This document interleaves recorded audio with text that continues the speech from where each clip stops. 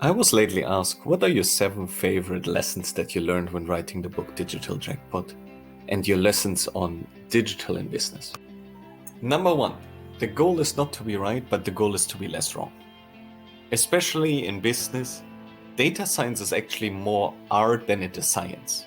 Don't fall into the trap of trying to be perfect. There are models like the 70-40 model that are very explanatory in this case.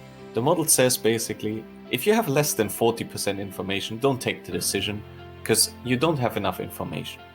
But once you have more than 70% of information, most likely you're going to take an action too late. And business is more action driven than it is just getting it right. Number 2, avoid Ninja AI. In 2008, Ninja loans drove the financial bubble. And now Ninja AI systems drive a different type of bubble in the tech industry. Ninja AI stands for no impact, no jobs or assets created.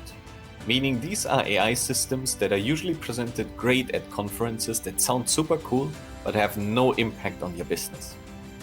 In a small study that I've done as part of writing the book, actually 7 out of 10 startups, as well as other companies in a similar sphere, that sold AI systems actually did not have any intelligence in them, but they are regressions, so you pay a heavy price for something that you could probably reproduce in Excel. Number 3, if you are not paying for a digital product, you are the product. Which usually means that either your behavior is being sold or your data directly to either receive ads or to utilize your data in a broader context. This is important to consider on the business model side, as it's a valid business model for you, but on the other side also on ethics and collaboration. Number 4, digital is a gamble, play the odds. Digital projects today have around a 70% failure rate, be it startups or be it projects within companies. Now, it is in alignment with overall investments in that area. What is important to know is that it doesn't mean that it's a bad thing. What it just means is that as a company, you need to design your project that you have a 330% ROI. This way you balance out the odds of failing, or even go into higher ones. It also means don't fear the failure. And I mean not in the way of I'm learning from failure, but take it a level further. Take a look at poker. You don't win by winning every single hand. The way you win at poker is that you play the hands with good returns and you fold the ones with bad. Number 5, you will not be replaced by AI. You will be replaced by someone who uses AI better than you.